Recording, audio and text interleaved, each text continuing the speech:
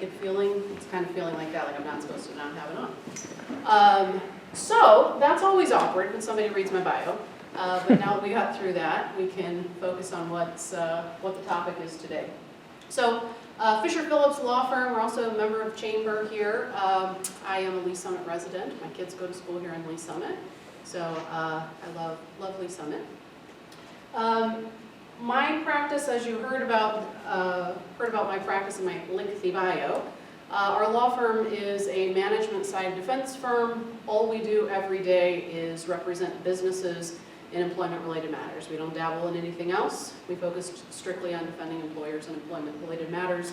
Anything that touches, not literally, hopefully, your employees. We handle those too, but we'll talk about that in a different session. So what we're here to talk about today is COVID and the continuation of what we're expecting for the rest of 2020, and also to talk to you about some of the litigation trends that we're starting to see as it relates to COVID, so that you can be prepared in your place of business for how to head those off and prevent litigation. If some of you I recognize and look familiar, you've heard me say this probably before if you've heard me talk. I am a litigator, do try cases. I was telling Matt we have a jury trial coming up in 2 weeks from today. So that will be interesting with everybody wearing masks and going through that. It's in Kansas, but we do have that coming up. But one of my favorite things in my practice is litigation prevention. So what we're here today to do is to talk about that and what we can do for COVID-related litigation matters and how to head that off. So here's the resources on what we're going to talk about. I am going to give you one firm plug before we get started. Actually, there might be like 3 firm plugs right here, but only because it's free resources to you. So Fisher Phillips, we have an updated, the Fisher Phillips COVID coronavirus resource center. There is a plethora of free resources out there for business owners, managers, etc., related to COVID, the FCRA, etc. It's free for you. There are forms out there. There are sample templates of communications, all kinds of great resources, safety-related, industry-specific, all kinds of great things out there. If you haven't checked it out, please do so because, like I said, it's free. One of the other things that our firm has developed is a litigation tracker, a COVID-19 litigation tracker. That's the website in order to get to it. Also, I didn't say this at the beginning, if you all have signed in for today and put your email address, Matt, is the email address on the sign-in sheet? It's not, but we can get it. I am happy to email a copy of the presentation to folks afterward if you would like a copy of it. So we can either collect your email address or however, but I'm happy to send that out so you can get this information. This is just a snip of the litigation tracker that our firm has put together. I put this presentation together about a week and a half ago. I checked the numbers again this morning, and that total complaints is up to over 950. So that is tracking the litigation tracker across the country, and what we're tracking are the states that are having the most complaints and what are the categories that we're starting to see litigation being filed that are COVID related. Now what I want to tell you is when we're talking about litigation, please keep in mind that certain employment discrimination claims related to like disability or discrimination for whatever reason that they're claiming discrimination, whether it's tacked on with a COVID related issue or not, those have to go through the administrative process first before they can file a lawsuit in state or federal court, they meaning your employees. So these numbers are demonstrating cases or lawsuits that have already gone through that process or that maybe don't need to go through that process and can go directly to litigation. So some people say, oh, well 950, it doesn't seem like a lot nationwide. Just keep in mind that we're really starting to see this kind of snowball get rolling because some of these cases have gone through the administrative process and are starting to be filed in state and federal court. So I just took just some snips of the states around us. When I looked today, Missouri was up to 18, which doesn't seem like a lot, but it is getting, we are starting to see some traction. You can see here California, not surprisingly, has 183 cases, which California is like, you know, its own country, so we won't go there. But anyway, you can start to see the types of claims. In Missouri, the most common claim that we are seeing, this is current today, are the employment discrimination claims. And so that can be related to, most likely related to somebody's previous health condition. So we're starting to see that trend towards somebody that has a prior health condition and employers making it tangible employment actions related to COVID, not returning people to work, leave law requests, denials, FFCRA denials, a whole plethora of things related to an employee's health and how that impacts with COVID. So, like I said, we're starting to see that trend regarding employees with pre-existing health conditions. Just a couple of tips up here, you know, making sure that you are responding quickly to employees requesting time off due to a COVID-19 related issue. I would say right now, every single morning, my phone starts ringing, and I get probably 5 to 10 COVID-related inquiries each day. It seems to be starting to pick up because we're starting to have kids that are going back to school in person. So we're having kids that are being required to quarantine, and then employers asking the questions about, well, this person already took some FFCRA leave previously. Now they're asking because their child is quarantined, what do I have to do? How do I handle that? So we're starting to see those types of questions happening regularly. The other interplay, and I'm going to get into that now, the interplay of the laws in which we are seeing with COVID, the top 3 laws that are listed up there are leave law related. So we have the ADA, the Americans with Disabilities Act, the FFCRA, which is the new law, which we're going to talk about in just a few minutes, and then the FMLA. All 3 of these are working simultaneously. And that is something that a lot of businesses, I think, are getting incorrect right now, which is thinking that when one begins, another ends. And oftentimes, they're all happening and going on at the same time. So we'll talk through some of those scenarios and what that might look like when it comes to your employees. So keep in mind that those 3 laws that are listed up there in red, the ADA, the FFCRA, and the FMLA, and if you hadn't figured it out already, I'm going to use a lot of 4-letter acronyms, 4-letter F acronyms today. So you'll become very familiar with those. So keep in mind that all of these laws are intended to provide employees with job protection. That means that they have, that there are non-discrimination laws and rules and leave entitlements, meaning that if they qualify for one of these, you are required by law to put them back to work, okay? So we'll talk about that. And then some other laws that are at play here, we're talking about the Age Discrimination and Employment Act, the ADEA, the Title VII and/or the state anti-discrimination laws. So these are related to your protected categories, your sex, your religion, your race, your national origin, et cetera, et cetera. And then also the Fair Labor Standards Act, the FLSA. So the FLSA is what regulates how we pay people. So there seem to be a lot of bankers in here, or people that can do math. So I'm going to try not to do math in front of you because I went to law school. And everybody knows that lawyers aren't good at math. Anyway, so first thing that we're going to talk about is the FFCRA, okay? The one thing I want to say about the FFCRA and what we're going to cover today, I could do probably 2 hours of presentation about FFCRA, the leave requirements, the entitlement to the pay, etc.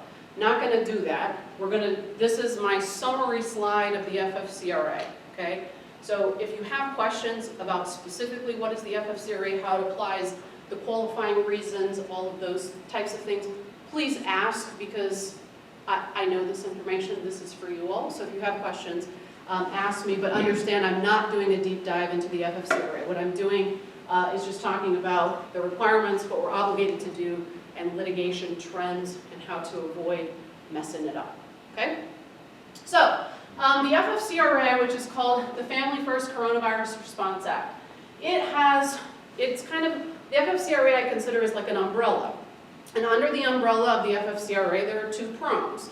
And those two prongs are the emergency paid sick leave and then also the emergency family and medical leave. So also commonly referred to as the EPSL and also the EFMLA. So FFCRA covers both of those leave entitlements. I'm going to kind of go out of order here, but I want to talk about the EFMLA. A lot of people listen to the news back in April, or I guess it was late March, when the FFCRA was, we were still waiting to figure out what exactly the act was going to say, what it covered, who was entitled to it. And then some people forgot to turn the news back on to get the final determination. The last iteration of the EFMLA is only relevant to school and daycare closures, period. Okay? School and daycare closures, period. Has nothing to do with an individual who is ill from COVID, a family member who is ill from COVID. It has nothing to do with that. So if you didn't know that, drop some knowledge on you, and now you know. So the EFMLA is available to any employee who has worked for at least 30 days for your business. Now, if you are a business that was not previously subject to FMLA, meaning you have under 50 employees within a 75-mile radius, it does not matter. You can't say that just because I was not subject to, my business was not subject to FMLA previously, that I am not subject to this. That is not true. All businesses, 500 employees or less, and then there's a whole integrated employer test if you have multiple businesses and branches and various things. If you haven't gone through that analysis, you're a little late to the game, but that's how you determine if these FFCRA leaves apply to you. So any employee that works for a business that has under 500 employees and has worked for the business for 30 days or longer, they are entitled to up to 12 weeks of job protected leave to take care of a child due to child care and school closures, and the pay is at 2/3 of the employee's regular rate. Okay? Questions on that? You all knew this already. Some of you are like, meh, kinda. Okay. The other prong of the FFCRA is the EPSL, the Emergency Paid Sick Leave. Again, it applies to all businesses that are under 500 employees, and it is available to any employee who you have hired. Okay? There's no wait time. You don't have to be employed for a certain period of time. It is available to any employee in which you have hired. And those employees are entitled up to 80 hours of paid leave or 40 hours for a part-time employee due to a COVID-19 qualifying reason. There are 6 qualifying reasons. Like I said before, I'm not going to go through all of those. 3 of the qualifying reasons entitle the employee to 100% of pay, up to $511 per day, up to 80 hours. The other 3 qualifying reasons entitle the employee to 2/3 of pay for up to 80 hours of 80 hours or 2 weeks of time. So one thing to keep in mind, as I said before, some of these things work at the same time. So for example, the EFMLA and the emergency paid sick leave, they can happen at the same time. EFMLA has 2 weeks of unpaid leave. However, the 2 weeks of unpaid leave is substituted with the emergency paid sick leave for a school closure reason. 2/3 pay for 2 weeks, and then EFMLA is happening simultaneously, and then 10 additional weeks of pay thereafter. Okay, so it's not 2 weeks of the emergency paid sick leave, and then you start the 12 weeks of the EFMLA. It's not 14 weeks total; it's 12-week total, all of them together. Quick question on that. Uh-huh. If they have accrued sick time, would the employee use that sick time first, or does this kick in and it doesn't affect anything that they've already accrued? And how do we watch out for making sure we're according to the law Yes. with regards to that? One thing that is absolutely prohibited is that an employer cannot require an employee to use accrued but accrued but unused paid time off, vacation, paid time off, sick leave, whatever you call it, whatever buckets of time that they accumulate. An employer cannot require an employee to use that paid time off before using one of these leaves, okay? It is prohibited. However, an employee can elect to use their paid time off, but the employer cannot require it. So in the circumstance when we have an employee who is receiving 2/3 pay, the employee, if they have accumulated time available to them, they can use 2/3 pay under the FFCRA leave and then substitute their other paid time off for the other 1/3 pay. Okay, that is permissible. You can, for those employees that are receiving under the Emergency Family Medical Leave Act, you can require them to substitute at the same time as they're taking that. You can do that, but you can't make them use it before they use the FFCRA. Some employers are trying to do that, say we have to exhaust what's in your available bank and then this will kick in. That would be a violation of the law. Thank you. There's only 2/3 pay on the 10 weeks. The first 2 weeks is full pay. No. No. Close. So the emergency paid sick leave has 6 qualifying reasons, okay? 3 of the qualifying reasons under the emergency paid sick leave are paid at 100%. So if, hypothetically, if you had COVID and you yourself were sick and you had to quarantine due to your own illness, that would be paid at 100%, okay, for up to 80 hours. But then, thereafter, your child has to quarantine, or all the schools, shut back down, or whatever the circumstances may be, and you're unable to work remotely, and you need the leave in order to care for your child. The remaining 10 weeks due to the child, school closure or daycare closure, would be paid at 2/3, okay? But the first 2 weeks of the EFMLA is unpaid, but it could be substituted for another reason. So the other 3 qualifying reasons... So wait a second, you're saying the first 2 weeks is unpaid? Yeah, hold on 1 second. So as I said, there are 6 qualifying reasons under the emergency... Did I ask too soon, or are you going to get into those 6 reasons? I'm not going through those in the slides today, but it's a good point to hit home. 3 of the qualifying reasons pay at 100%. Let's just say, for simplicity purposes, those are related to your own health. Sure. Okay? So let's say 100% your own health. The other 3 qualifying reasons are paid at 2/3. One of those qualifying reasons is school closure, caring for another person, a child, something like that, at 2/3 pay. Yeah. So 2 weeks would be at 2/3 pay under the emergency paid sick leave, Right. and then 10 weeks at 2/3 pay under the EFMLA. Clear as mud, right? I knew the different reasons, I just didn't remember. I guess all my clients were always saying they've taken the first 2 weeks full pay. I mean, it's on the honor, right? It's like I tell you, yeah, my wife's got COVID, and so I have to take care of her. You have no way of knowing. Well, and that is an issue that employers are dealing with. Sure. How do we curb abuse?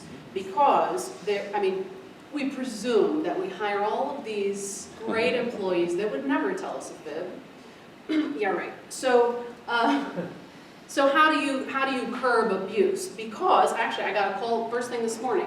I have an employee who is telling me she gave her 2-week notice, and she's telling me that she needs to get paid for her COVID leave because she's entitled to it. And so she needs 2 weeks of paid leave. She's just not going to show up to work because she's entitled to it because the government told her that she can get it. And so then at the end of that, she's going to quit. What say you, counsel? I'm like, that's hilarious. Those are silly employees. So in that circumstance, how do you curb that? You need to have first of all, as a business, if you are taking the tax credit for the FFCRA, PPP loans out of the equation, but if we are taking a tax credit now because you are paying employees under the FFCRA, you need proof that you're not just issuing employees money and taking a tax credit. You need proof for IRS purposes. Who was the CPA in here? Okay, talk to that guy. He doesn't know. Talk to that guy about the IRS, okay? Talk to him about the IRS. Just do it. Just do it. Yeah. So, in that circumstance, you need documentation from your employee requesting the leave. Basically, you're asking the employee to say, I'm going to check this box that this is the leave that I want. This is the dates in which I need it for. Here's the medical provider that told me I need to quarantine, or the name of my child, or the name of the healthcare or the child care. If this is a form that you do not have, I do have one that is drafted, and I'm happy to share that with you. I'm not reinventing the wheel. It may be available on the firm website, it may not be, but I'm happy to share that with you if you want to or need it.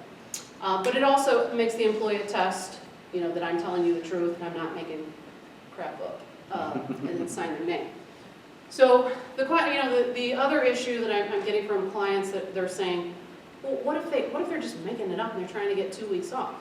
My stance as employment counsel is, let's just get it over with, okay? Once you take it, it's over with. So if you really do get sick later, sorry about your luck, you're not going to get paid. Right. So, as counsel, I say it may be, that kind of feeling that gut pain of, oh, I feel like they're not telling me the truth, but just get it over with. Rip the Band-Aid off, get it over with, and then they won't get paid for the other portions. I sound like a really evil person. I don't really mean that, but we are starting to see true character coming out in certain people and trying to. To get the 80 hours, I thought they also had to prove by a doctor's note that they had been tested or were going to be tested for COVID. They couldn't just say, hey, I've got COVID and so I'm not coming in for 2 weeks. Well. Because that was part of the law as well. Well, yeah. So here's the issue with that, is that as we know, the ebb and flow of the available medical treatments has kind of done this, right? You can get tested, you can't get tested. They're overwhelmed, they're not overwhelmed. And so we just have to be a little more lax in requiring documentation from an employee as far as we need a test result, we need a specific doctor's note, we need X, Y, and Z. So we're going to ask them for that, and if they get a positive test, or they're being tested, or their spouse is positive, we can accept the information related to that as the proof necessary in order to make the payment under the FCRA. So just be flexible. Lax is a bad choice of word. Be flexible with the employees under those circumstances. So all of this, to make it really scary, is that over 60 million workers now have sick leave benefits that they were not previously entitled to. Okay?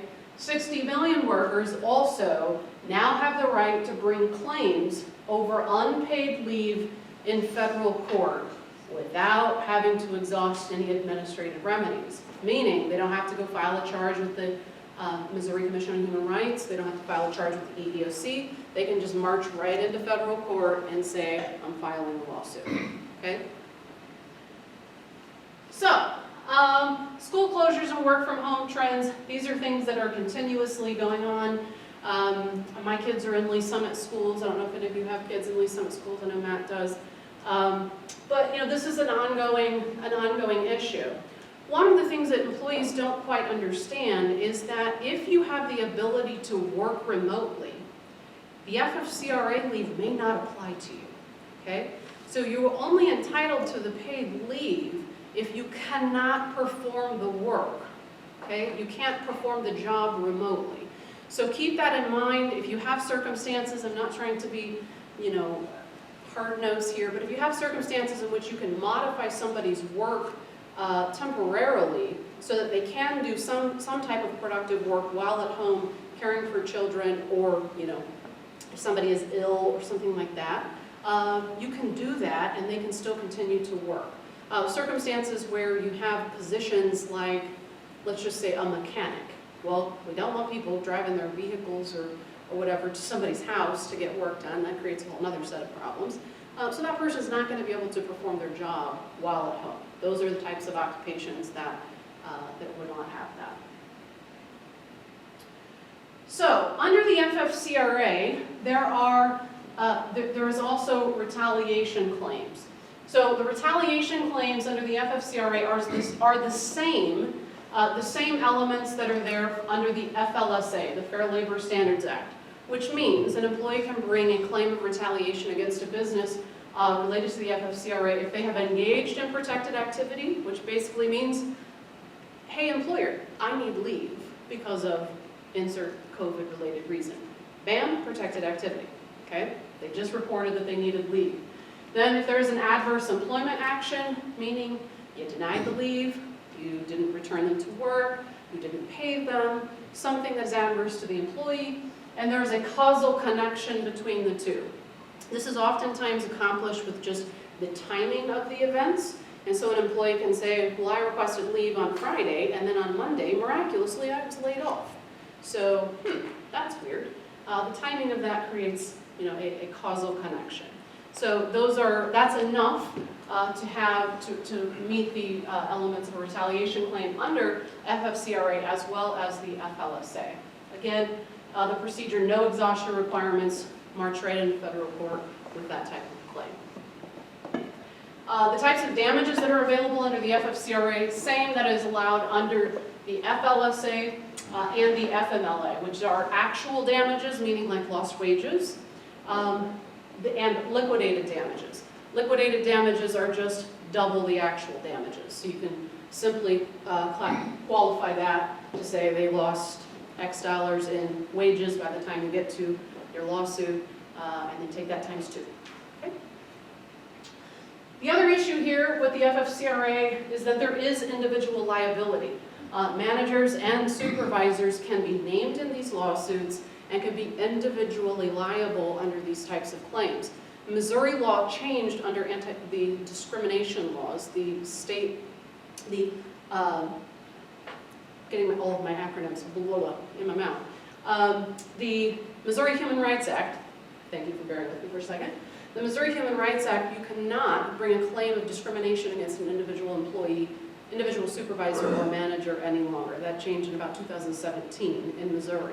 But under the FFCRA, managers and supervisors can be named in the caption of the lawsuit, and they can go after you personally if they bring a lawsuit under these reasons.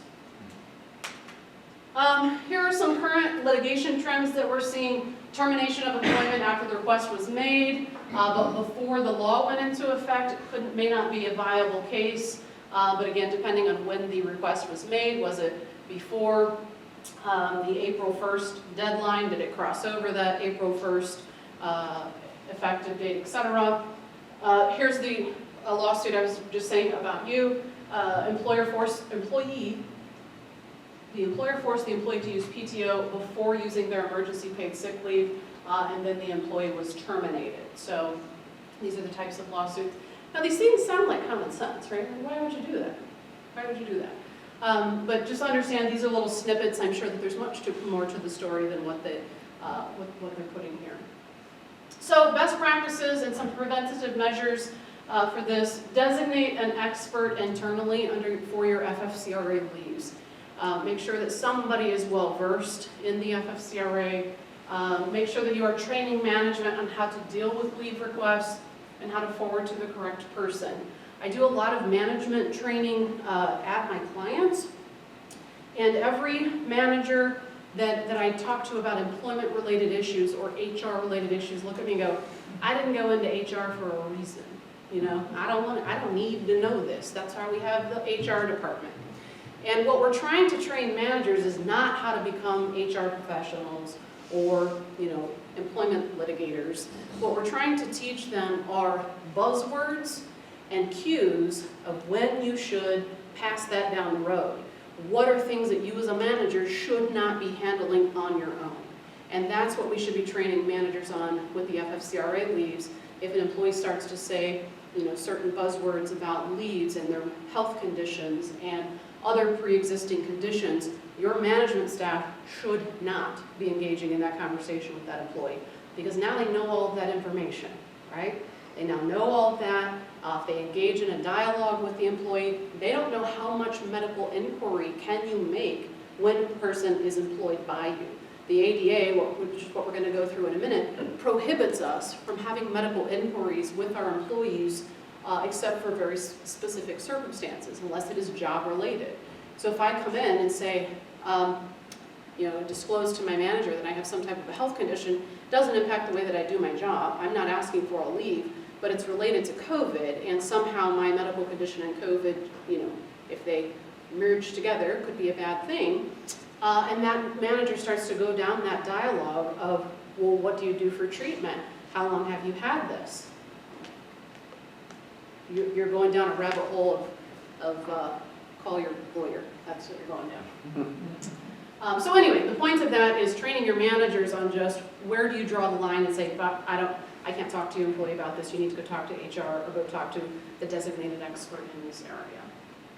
Communicate and document. So document what your employees are requesting, what family member they claims has had COVID or exposed to COVID, so that when their story changes 6-7 times down the road, because that does happen, then you have the documentation to show, well, wait a minute, last month you said that person died of COVID and now they're alive.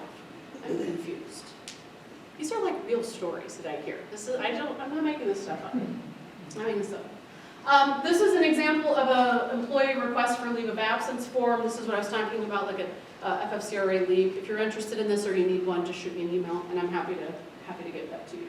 Okay, we're now going to transition and talk about the ADA, the Americans with Disabilities Act, and how that is interplaying with COVID-related issues. So who is covered?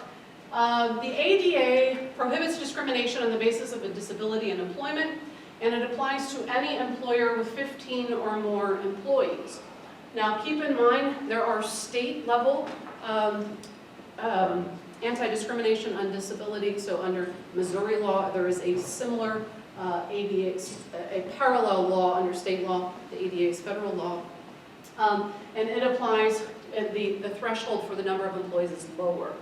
So the potential claims, you could have a discrimination claim on the basis of someone's disability, a failure to accommodate claim, or a retaliation claim. Okay? So those are the types of claims you can have under the ADA.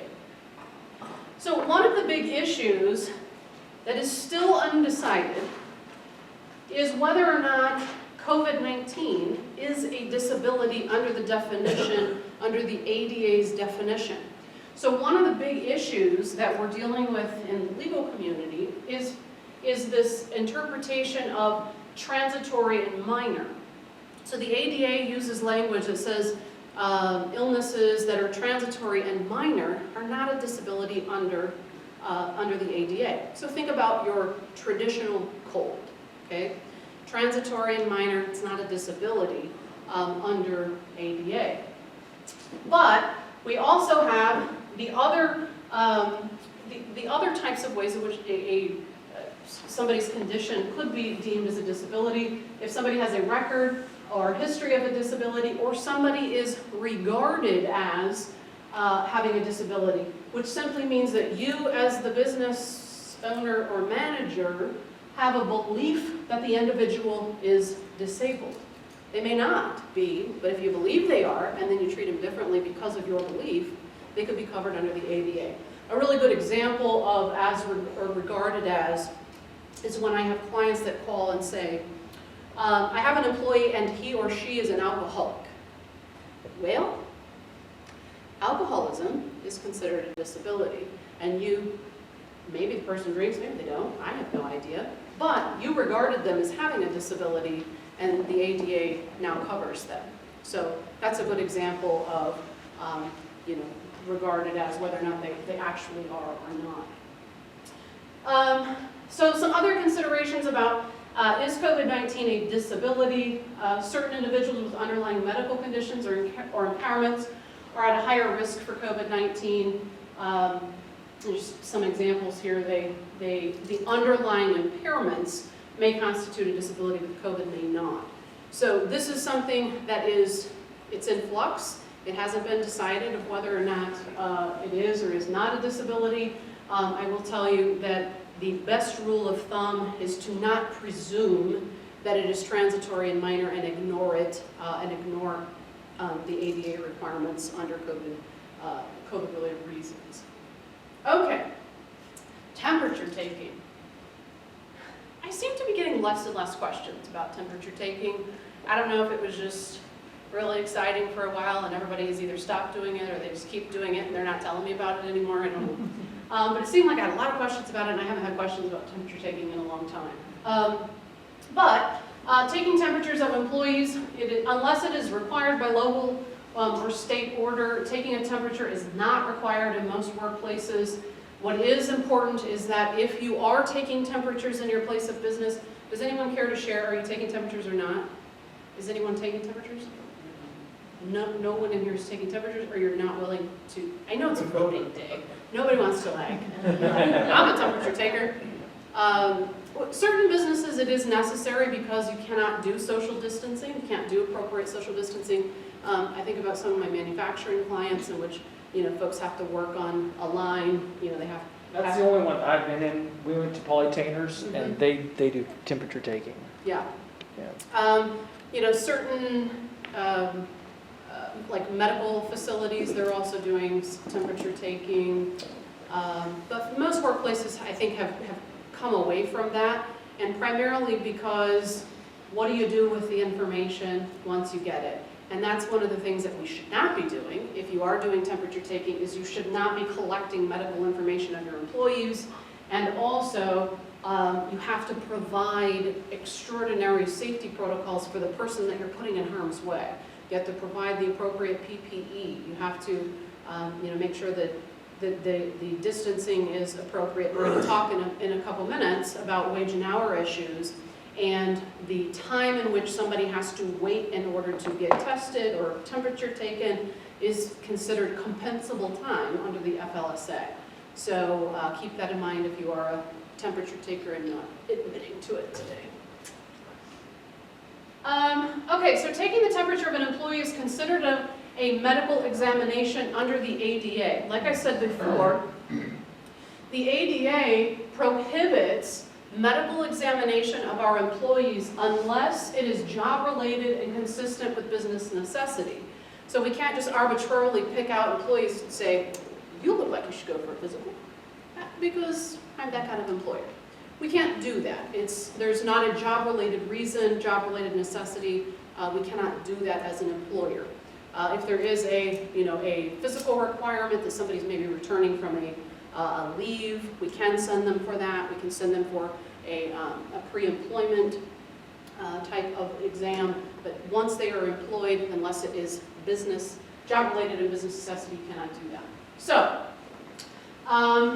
taking the temperature of an employee is considered a medical examination, but under the limited purposes of COVID, it is permissible. So the Department of Labor has weighed in on that and says that it is a permissible examination because of the whole direct threat issue. So if it is a direct threat, significant risk of substantial harm to the health or safety of the individual or others that cannot be eliminated or reduced by a reasonable accommodation. So that's the reason it is permissible. Okay. These are the PPE requirements. If you are doing temperature taking, make sure you, some considerations to potentially use a third party. Make sure it is a non-supervisor who is doing the temperature testing, and make sure the appropriate PPE is provided: face shields, masks, eye protection, gloves, and no contact. So some of the potential class and other litigation. The reason we bring up class types of lawsuits at this point is that if you're taking the temperature of one employee, you're likely taking the temperature of all of them, right? So this wouldn't be isolated to one individual person and their experience at the business. So just make sure that the types of claims, if you fail to use an accurate test, it could take the employer out of that direct threat exception under the ADA, which now means it would be an improper medical exam. Do you understand kind of how that works? All right. The compensable time for testing, I already talked about that. Tests conducted by non-medical professionals, so the accuracy of those types of tests, who is taking them. This is also for employers that are having COVID tests done, whether they're doing them on-site. So some large manufacturing facilities have an on-site doctor. They have an on-site medical facility. Are they doing COVID testing there? Who's doing that, etc. Make sure that if you have a policy about temperature taking and COVID testing, make sure that your policy does not create a disparate impact. So what a disparate impact means is that the way in which it is written is fine. There's nothing discriminatory about it. On its face, there's nothing wrong with the policy. You haven't said anything that is a per se violation of the law. But what you have to look at is, does that policy disproportionately affect one classification of employee versus another? Some examples here. Does it impact men more than women? Does it impact Hispanics or African Americans more than any other races? Does it impact employees with pre-existing disabilities or conditions? So you have to go through that litmus test on any of your COVID-related policies to make sure that you're not disproportionately, what I like to call accidentally discriminating against a protected category. Yes? So before you move on from temperature taking, is it even wise to even have thermometers in our office? I mean, we have them near the first aid kit. Someone could take their temperature themselves if they would like to. We don't mandate it, but should we even have them there at all? Well, so the purpose is, if I'm not feeling well, and I'm like, I'm not feeling great, maybe I should go home, that somebody could take their own temperature. I mean, I suppose, but at the same time, I think the better rule would be, don't touch our stuff. If you don't feel well, just go home. Right? Yeah. Because then, who's sanitizing the equipment afterward?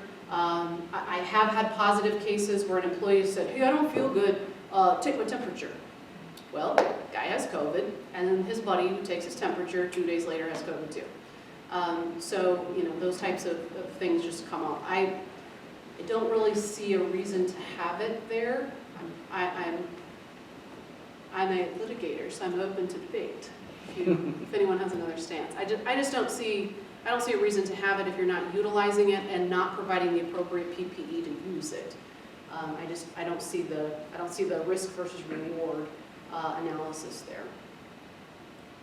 Nobody wants to argue with me today, okay. Fine. So under the ADA, we are required to engage in what's called the interactive process with an employee. The interactive process is just an informal dialogue with the employee to say, employee, you have requested X. We're going to evaluate whether or not the business can accommodate that request, and then it's kind of a negotiation, an informal negotiation with an employee. So if an employee requests time off of work, that is usually a reasonable accommodation under the ADA, presuming that it has an end date. So if an employee requests an open-ended leave with no return to work date, that is never a reasonable accommodation under the ADA. The law is very clear about that. But it's that dialogue that you have to have with the employee to say, okay, I understand that you're requesting time off, or you're requesting, due to COVID, to work in your office with the door closed, or you're requesting to put up plexiglass around your cubicle, or whatever their request is, to engage in that interactive process to determine, is it reasonable, and is it something that the employer can do? You're never required to provide the exact accommodation that the employer requests. It is one of those pick your battles. Just because you're good at negotiation doesn't mean you should every time. But you have to come up with a reasonable solution that will still meet the employee's needs. Okay. So some types of accommodations related to COVID, wearing a face shield instead of a mask. That might be an accommodation. Like I said, unpaid leave of absence is almost always reasonable, and you have to analyze each request independently and then also evaluate in conjunction with the FFCRA that we talked about before. So there is not a black and white. It's one of the beauties and also the curses of the ADA, in that a lot of people that like to follow the rules and like to have clear boundaries as to what's permissible and what's not. The ADA, you have to go through an individualized assessment with every request, with every employee, because every single one is unique. So that's great for some people, and others look at me like, that's baloney. I need structure, I need rules. So some of the best practices, make sure that you are, again, consistently administering employer-provided leaves pursuant to your written policies. Don't assume COVID is transitory, like I said before. Don't assume that COVID is a non-disability under the ADA, and then be vigilant to ensure your compliance with all three, ADA, FFCRA, and FMLA. Questions about this? I'm going through these pretty quickly. I noticed in your first slide, those for companies of 500 and less. For companies of 500 and more, I assume it gets more strict as opposed to, Companies with 500 or more are not required to provide the FFCRA paid leave. The paid leave under the FFCRA, either from the sick leave or the EFMLA, is larger employers are not subject to it. that's mainly because they wouldn't qualify for the tax credit, so. It's primarily for for the tax credit purposes. That doesn't mean that an employer that has over 500 employees couldn't do something similarly or provide employees time away from work as an accommodation under the ADA or FMLA, which we'll talk about here in just a minute. But they're not going to get the tax credits under the FFCRA. Does that make sense? I mean, it doesn't, none of that makes sense, but it's crystal clear, right? Okay, so the FMLA. Transitioning to the FMLA, this is traditional FMLA that we're talking about, not the EFMLA. And so traditional FMLA is employers with 50 or more employees within a 75-mile radius. It is available for employees who have worked 1,250 hours over the previous 12 months, and they are up to 12 weeks of unpaid job-protected leave for traditional FMLA purposes, okay? So that is, for their own health condition, to care for themselves or to care for a spouse, a child, something like that. Where the obligations under the FMLA overlap with the FFCRA, one thing to keep in mind that a lot of people don't realize is that it is 12 weeks total with the EFMLA. So, you have the emergency paid sick leave, which would cover the first 2 weeks of somebody being gone, if it's COVID related. Thereafter, if it's school closure related, they would be covered under the EFMLA, and they would be entitled to pay. After that, if they have another medical condition or medical reason that they would otherwise qualify for FMLA, it is a total of 12 weeks, all of those combined, okay? So a lot of people say, okay, well, what happens after they exhaust their 12 weeks because they've been caring for their child, whose school has been closed, and now all of a sudden they're in the hospital for some other reason. Does FMLA apply? And the answer is it applies, but they're not entitled to it because they have already exhausted their leave. But that's when the ADA kicks in, okay? And so at the tail end of the FMLA, then the ADA kicks in, and then you have to go through your individualized assessment, and if a person needs time away from work for their own health condition, you have to go through that interactive process to determine whether or not the amount of leave that they're requesting is reasonable, and then go through that process to come to a reasonable accommodation. So under the FMLA, traditional FMLA, so some qualifying events that are relevant for COVID pandemic. Again, employee's own serious health condition, I said that a minute ago, the serious health condition of a relative. The serious health condition is very broad. Most ongoing and or chronic medical conditions constitute a serious health condition. And keep in mind the FMLA, for those of you that don't care for the fluidity of the ADA, the FMLA is very rigid. There are very strict parameters of what you have to do to comply, and if you fail to recognize or designate leave as FMLA, there can be harsh penalties. So the FMLA would kick in for those businesses, over 500 employees likely, if they had 50 employees within a 75-mile radius, if the FFCRA does not apply. But this is an unpaid leave, but it does provide job protection for those employees. Some trends under the FMLA, lawsuit filed against a grocery store chain, employer alleging that the employer violated FMLA and FFCRA because the employee was denied paid leave under the policy taken because of COVID-19, and then they were later terminated.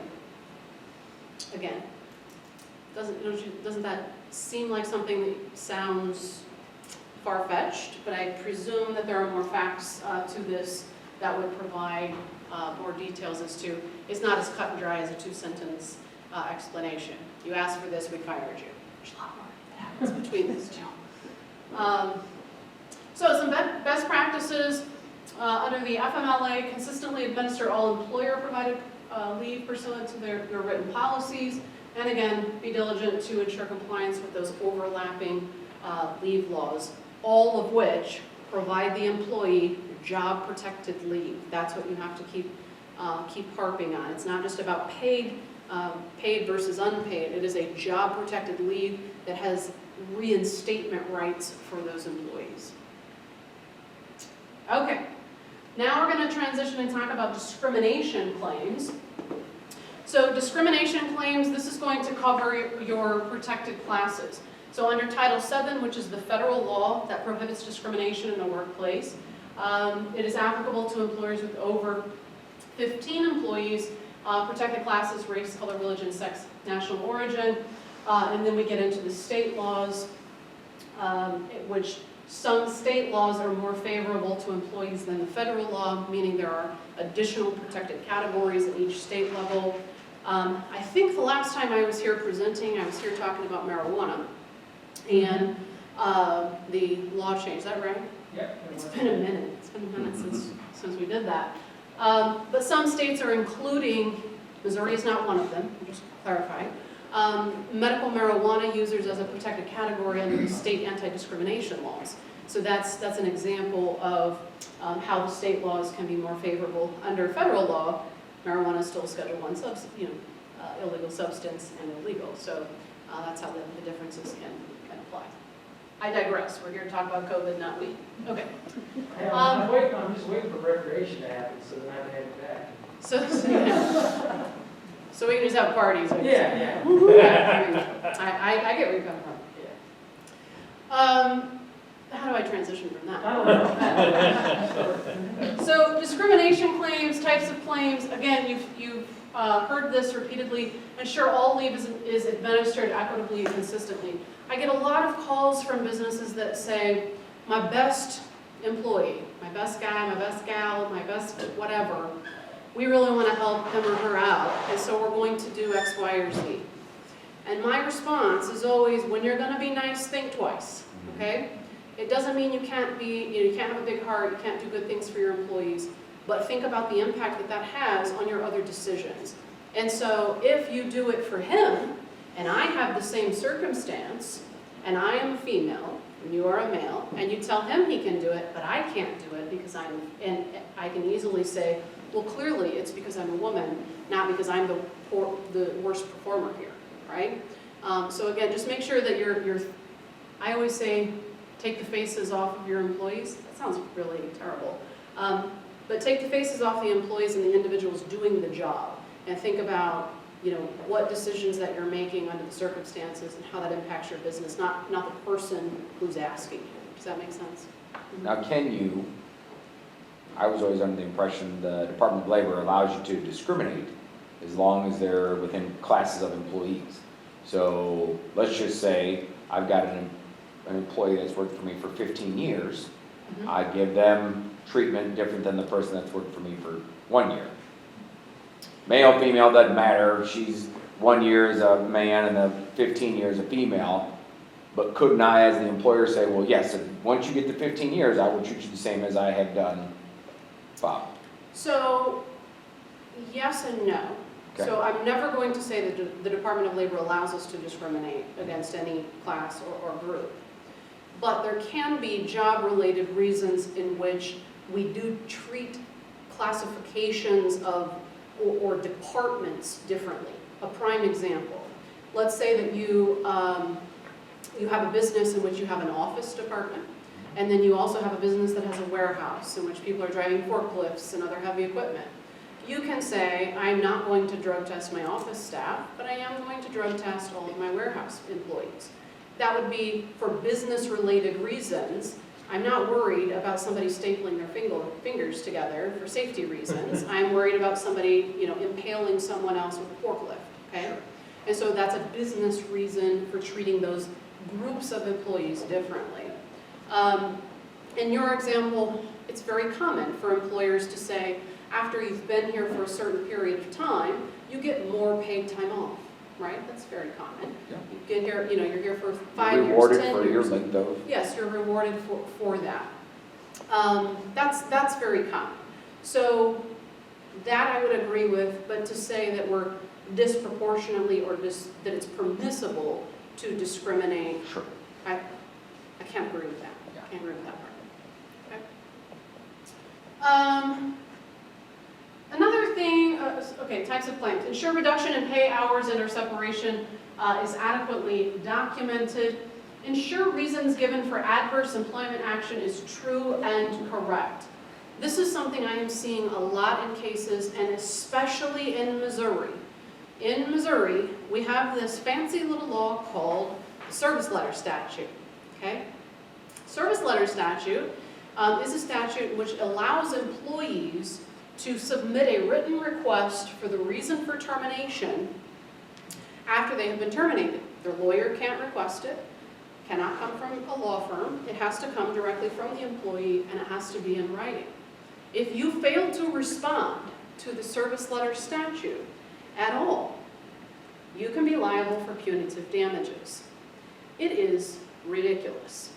So, I say this with a cautionary tale because there are certain things that you have to respond with in a service letter response. So the employee would send it to you, cite the Missouri statute, and say, I need a reason for my termination.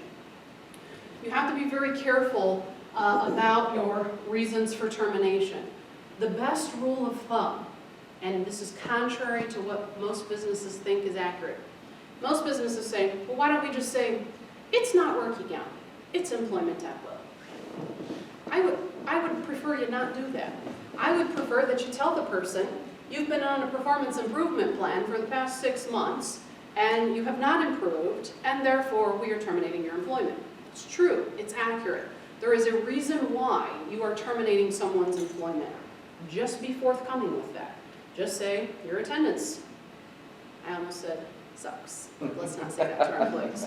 Your attendance is poor. Your performance is poor. There is a reason. They have violated a policy. They violated a safety rule. The types of, we can all imagine the types of things that we've terminated employees for. Be honest and truthful. And it's very important that you're consistent with that reason. So if we tell an employee, it's just not working out, then we get a service letter request, and then we say, well, it was actually because they broke equipment and damaged a bunch of stuff, cost us a bunch of money, but we told the employee some other reason. And then what we're starting to see now is that employers, instead of saying, oh, we're employment at will, I don't have to give you a reason, we're starting to see employers say, well, we had to close down business, and we're only bringing back certain employees, and so I can't bring you back because of COVID. When the real reason was they were a terrible employee before COVID, and you didn't get the opportunity to cut them loose then. And so now we're kind of wrapping it up into well, COVID is the reason I have to let you go. Be very careful about that, especially for Missouri employers. Okay?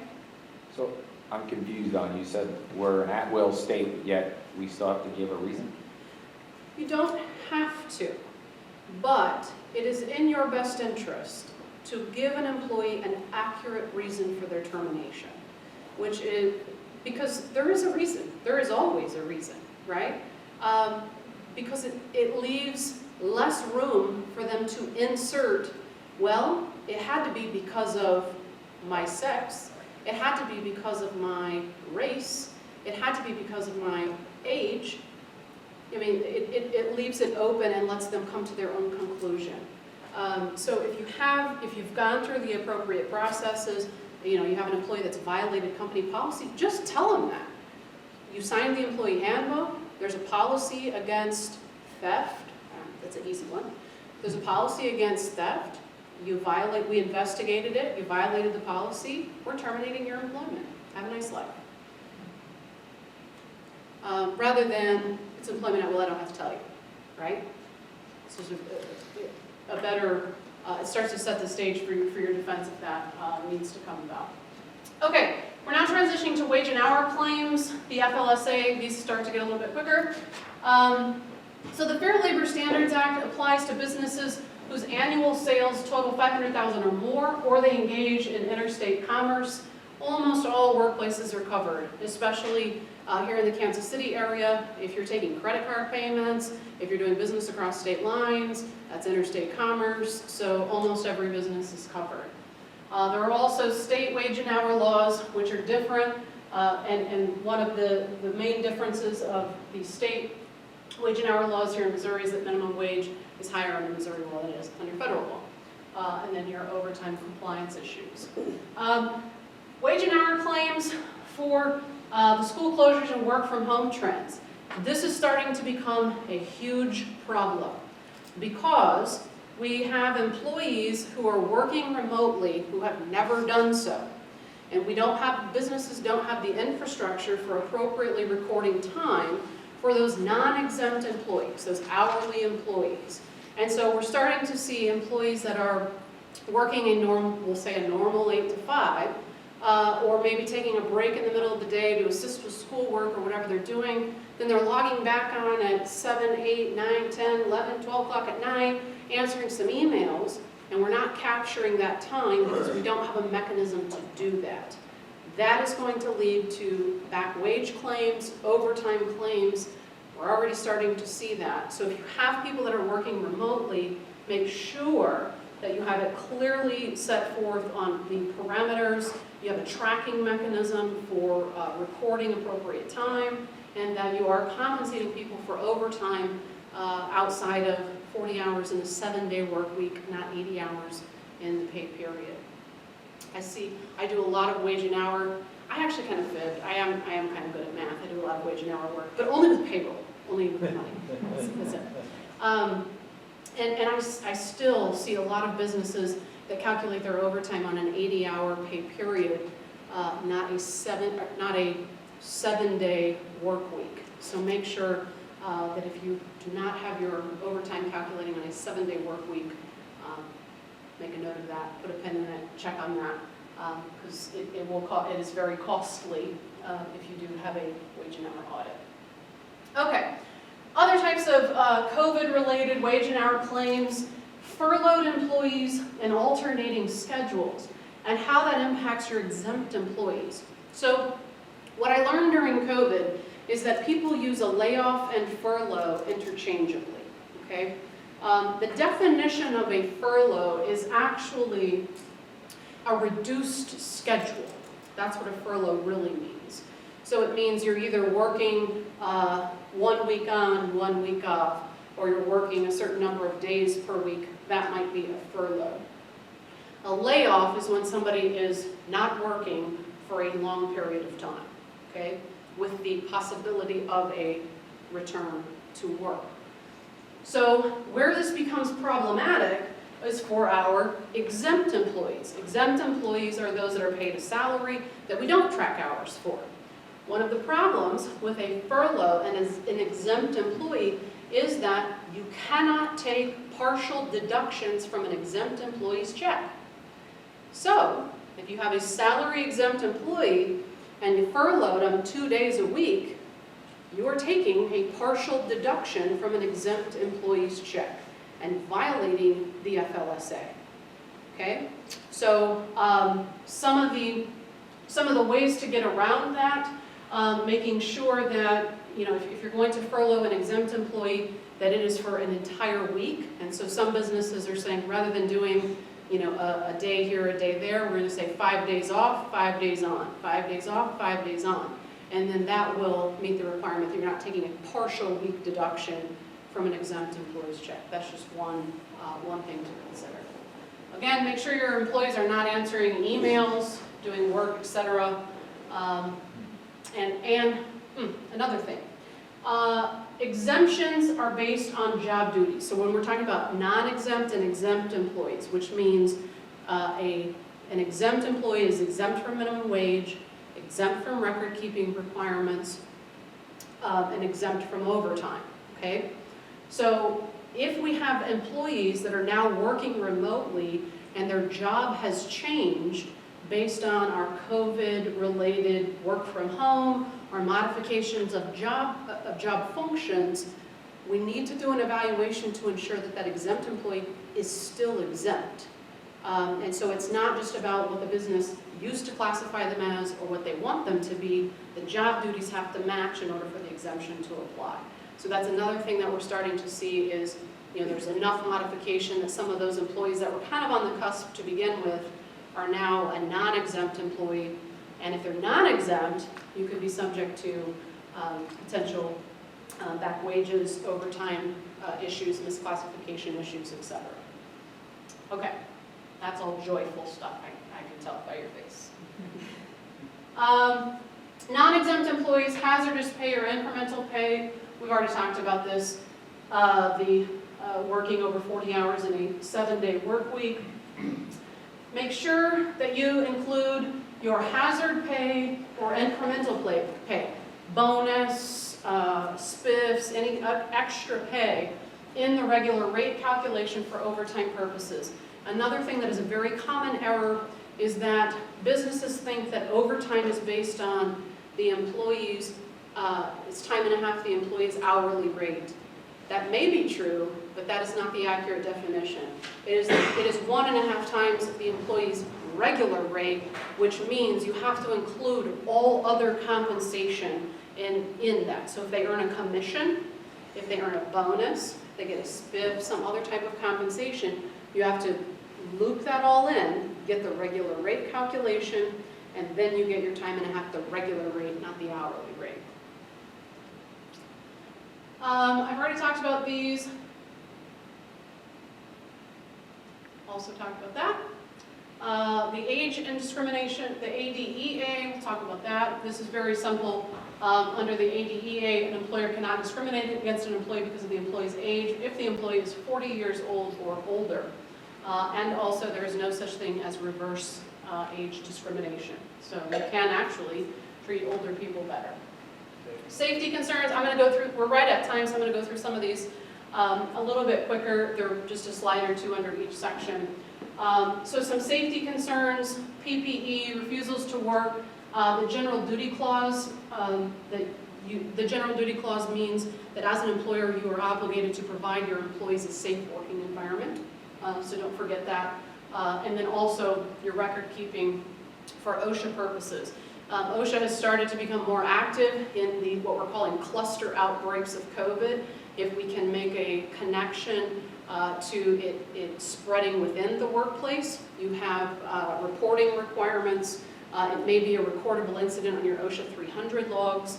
So if you're not familiar with what I'm talking about and you start to have a cluster outbreak, there's specific reporting requirements that you need to do. OSHA does not say there's a certain number that is classified as a cluster. There's not a number that you have to reach, but if we start to get into multiple employees within a certain department, it might be there. One of the fun things I enjoy about doing these presentations and finding funny pictures, this isn't really a funny topic, but that was the best one. That's the best thing I come up with that would be appropriate. So we've already talked about safety concerns, taking temperatures, face masks, we'll get through that.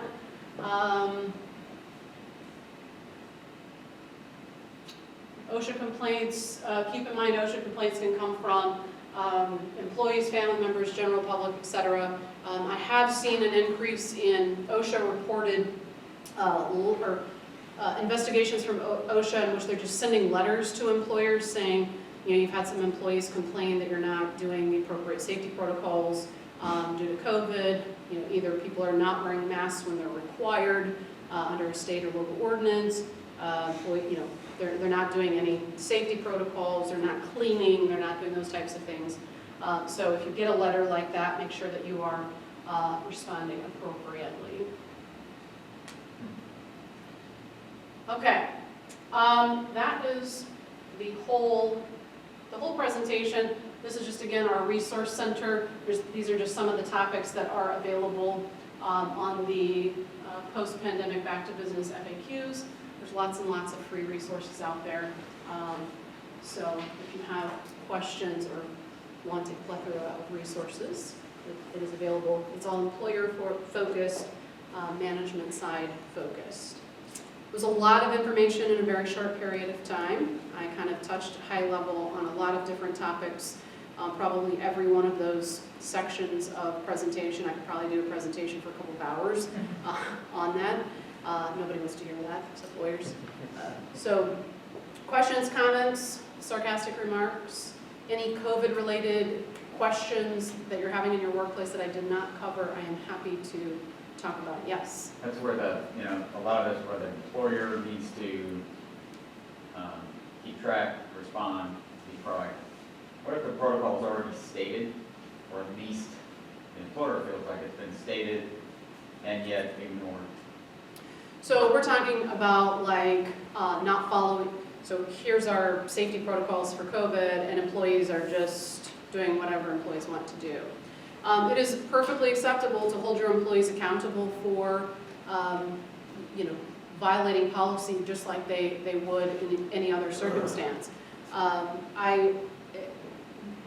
Throughout the pandemic, I've kind of started encouraging people to do a soft disciplinary action, perhaps up front, which might just be a verbal warning of, hey, we have these protocols in place. You signed this employee acknowledgement of your responsibilities, like don't go on a smoke break and blow smoke in somebody else's face. That's kind of a COVID problem. Don't do that, and then we see somebody doing it. Hold them accountable for that, just like any of your other employment policies. Disciplinary actions are completely appropriate and acceptable during this time, but I would say some of them, where I get to the kind of soft disciplinary approach is somebody didn't know that they were exposed to COVID, they came to work, while they're at work, they get the phone call, hey, you were around somebody or you were exposed to a positive case, and then employers want to say, well, you knew this, why'd you come to work, now I'm going to discipline you. That would be something, I would say, softly approach them. If they weren't feeling well or something like that, or they come into the office and they're exhibiting symptoms, you can say, hey, our policy is if you're not feeling well, don't come to work, don't come in here. Any other COVID-related questions, comments, concerns in the workplace? Anything about weed? We can talk about that too. It may be a topic next year Okay. for recreational or something. I don't know. When we get back for our party, right? Yeah.